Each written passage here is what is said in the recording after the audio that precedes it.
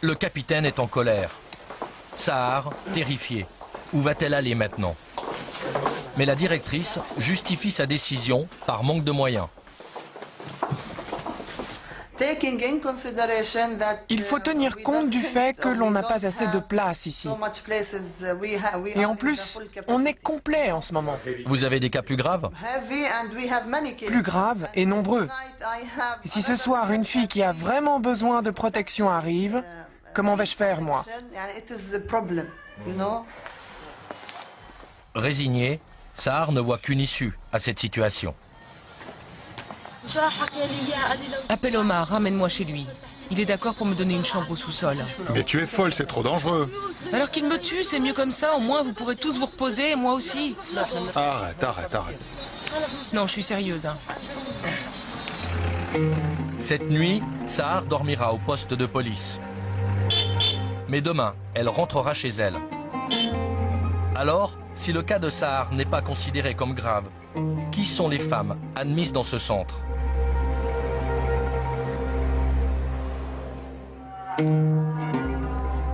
Bethléem est sans aucun doute la ville la plus moderne de Palestine. Et ce n'est pas un hasard si les femmes victimes de violences choisissent cette ville pour se cacher. Nous avons rendez-vous avec l'une d'elles dans une crèche de quartier. Soubiya a 23 ans, elle est aide-ménagère. Elle s'est enfuie de chez ses parents parce qu'elle était victime de violences sexuelles au sein de la famille. Et personne ne lui est venu en aide. Moi, aujourd'hui, j'essaye de combler l'amour qui m'a manqué durant mon enfance. Et ces enfants m'aident. Moi, quand j'étais petite, personne ne s'occupait de moi. En fait, je leur donne tout ce que je n'ai pas reçu. Après le service, Soubiya rentre chez elle. C'est loin du centre-ville, sur une colline qui surplombe Bethléem. Chez elle, c'est le centre qui a refusé Sahar. Elle vit ici depuis 3 ans. Ma famille ne savait pas où j'étais. Maintenant, ils savent. Ils ont même essayé de me récupérer, mais pas question. Grâce à elle, nous allons entrer. Sur les 35 pensionnaires, elles sont 2 à travailler à l'extérieur. Les autres sont cloîtrées pour leur sécurité. Toutes ont des histoires dramatiques. Pourtant, l'atmosphère semble conviviale. En cuisine, les repas sont faits à tour de rôle. Pour la lessive, un jour est attribué à chacune.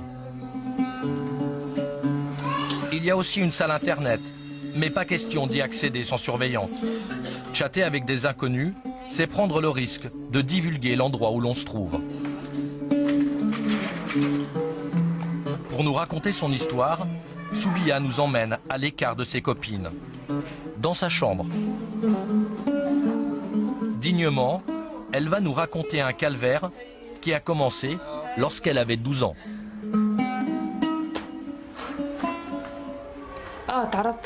J'ai été violée par mon oncle. Tu vivais dans la même maison que lui? Il était encore célibataire.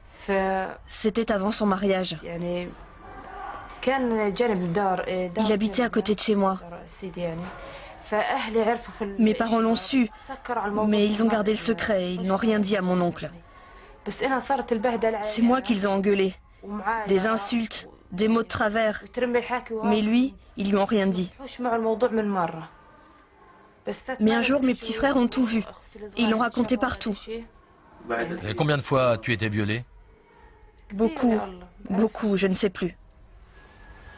Elle porte plainte plusieurs fois, sans suite. Elle fait une tentative de suicide. Ses parents la font passer pour folle. Alors, désespérée, Soubiya n'a plus le choix. Elle abandonne sa famille. C'est moi la victime dans cette histoire. Ce n'est pas normal que je sois cloîtrée ici alors que il devrait être en prison. Il n'y a pas de loi dans ce pays. Pas de loi. Quelles que soient les tragédies vécues par les jeunes femmes enfermées ici, elles ont tout un point commun. Leur famille les a longtemps contraintes au silence. En Palestine, la vie quotidienne d'une famille est régie par le clan et rien ne doit en sortir. Dévoiler au grand jour une affaire de maltraitance, c'est faire honte à tous. Le capitaine Iman Salameh est aussi inspecteur à la brigade familiale. Sa mission, lutter contre ce silence. Chaque jour, elle parcourt la campagne palestinienne et parfois, elle doit retirer ses galons d'officier. Nous rentrons dans une zone palestinienne contrôlée par les Israéliens. À partir de ce barrage, il lui est interdit d'exercer son métier de policier et d'enquêter sur les violences familiales. Nous avons rendez-vous à Mararabar, une bourgade de 1500 habitants. À défaut d'arrêter les criminels, Iman fait de la prévention. Elle est venue rencontrer les femmes du village. Son but, leur faire connaître la brigade familiale et les inciter à porter plainte en cas de violence. Une mission d'autant plus difficile qu'ici, tout le monde se connaît. Mais attendez, il faut de la discrétion pour parler de violence. Comment porter plainte à la police? C'est public. Laisse-moi te répondre. Moi, Iman, je la connais. Je travaille dans le même bureau et je peux t'assurer qu'elle ne m'a jamais montré les plaintes qu'elle reçoit. Elles ont peur quand même. Oui, c'est pourquoi nous devons venir dans les villages. En fait, les gens n'ont pas peur de la police palestinienne, leur peur est culturelle. Je ne porte pas plainte contre mon mari parce que j'ai peur qu'il se sente humilié. Moi, je leur explique que cela reste secret et qu'il y a une garantie à venir parler chez nous. Il n'y a pas de honte à avoir, on ne perd pas sa dignité. Pour les quelques hommes présents, le problème est tout autre. Le contrat de mariage stipule qu'ils doivent rapporter de l'argent à la famille. Mais en Palestine, beaucoup sont au chômage. Mais si, les hommes respectent les femmes. Le problème, c'est l'argent. Si un homme n'a pas d'argent, la femme ne comprend pas. Elle se met à hurler. Allez, ramène de l'argent, débrouille-toi. Mais mon cher ami, dans cette région, l'homme n'arrête pas de faire des efforts pour rendre sa famille heureuse. Et la guerre ne favorise pas la paix des ménages. 50 ans de conflit, des territoires morcelés, l'impossibilité de circuler librement ont endommagé l'économie palestinienne. Le travail est rare, voilà pour le contexte. Notre étape suivante, la prison de Bethléem.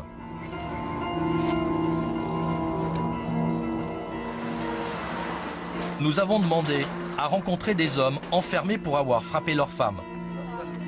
Le sujet est sensible, mais la direction accepte. Elle nous propose de rencontrer un homme en prison depuis une semaine. Il attend son jugement.